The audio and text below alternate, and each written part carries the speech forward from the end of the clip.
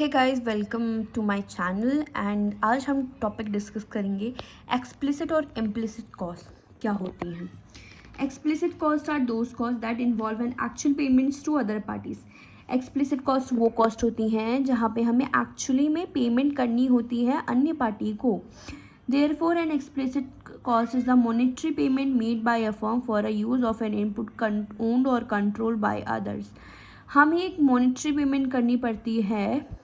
हम आपकी लगा लो एक फर्म है, आपने एक मॉनेटरी पेमेंट करी है, आपने इनपुट परचेज करे हैं किसी और से, रिसोर्सेज किसी और से परचेज करें हैं, तो वो आपकी आ गई एक्सप्लिसिट कॉस्ट में। Explicit cost are also refer to as accounting cost. इनको अकाउंटिंग कॉस्ट के तरीके से भी रेफ़र किया जाता है। For example, a firm pay 100 per day to a worker and engage 15 worker for 10 days, the explicit cost will be 1500 incurred by the firm. एक firm है, पे करे उसने 100 रुपीज़ पर डे वर्कर को और इंगेज करी उसने 15 वर्कर 10 दिन के लिए, तो उसकी एक्सप्लिसिट कॉस्ट कितनी बनी? 1500 बनी ना। Other types of explicit cost includes purchase of raw material, renting a building, amount spent on raw material, amount spent on advertising etcetera. ठीक है, आपने रॉ मटेरियल परचेज किया, आपकी बिल्डिंग, आप रेंट पे रह रहे हो बिल्डिंग में, आपने अमाउंट स्पेंड किया एडवर्टाइजिंग में। ठीक है, तो वो सब चीज़ें आ जाएंगी आपकी एक्सप्लिसिट कॉस्ट में। अब इम्प्लिसिट कॉस्ट क्या होती है? Represents the value of foregone opportunity but do not involve an actual payment. इसमें आपकी एक्चुअली में कोई कैश पेमेंट नहीं हो रही है। फॉरगॉन अपॉर्चुनिटी मतलब छोड़ा गया अवसर, आपने एक अवसर छोड़ दिया। ठीक है, आप इसमें कोई भी एक्चुअल कैश पेमेंट नहीं कर रहे हैं। Therefore an implicit cost is the opportunity cost of using resources that are owned और controlled by the owner of the firm.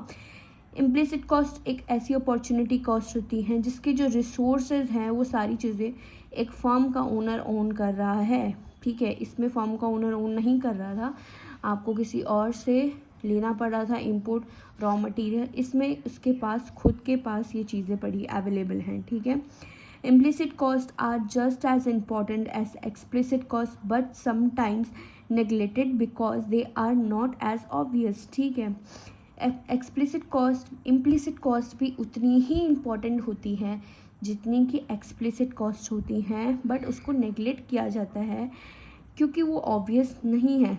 ठीक है, the implicit cost is the foregone return. वही बात हो गई, फॉरगॉन रिटर्न मतलब भूला गया।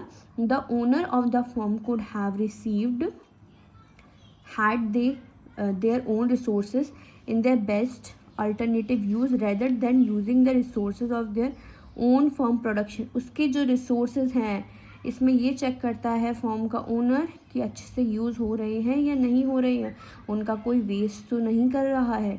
यहाँ पे उसको सोचने की ज़रूरत नहीं थी क्योंकि यहाँ पे सारी चीज़ें वो बाहर से ले रहा था और इसमें जो फॉर्म का ओनर है वो उसके पास ऑलरेडी अवेलेबल है, तो वही देख रहा है कि उसका बेस्ट तरीके से यूज़ हो रहा है या नहीं हो रहा। For example, a manager who runs his own business for good the salary that had been earned working for someone else and he have seen on are earning. ठीक है, जो फर्म का ओनर मैनेजर है वो खुद की जो उसकी बिज़नेस है वो रन कर रहा है, तो उसको खुद की सैलरी भूलनी पड़ेगी। अगर आप सोचो आपका खुद का बिजनेस है तो आप खुद को थोड़ी सैलरी लोगे। ठीक है, ये किसका एग्जाम्पल हो गया। और जो इम्प्लिसिट कॉस्ट होती हैं वो जनरली नहीं शो करी जाती हैं अकाउंटिंग स्टेटमेंट्स में। ठीक है, उनको रिफ्लेक्ट नहीं किया जाता है अकाउंटिंग स्टेटमेंट्स में, but rational decisions required that इसमें एक रेशनल डिसीजन मेकिंग रिक्वायर होती है। So guys, that's it for today. Next topic हम पढ़ेंगे अपना accounting cost and economic cost. तब तक के लिए bye, take care and like share and subscribe.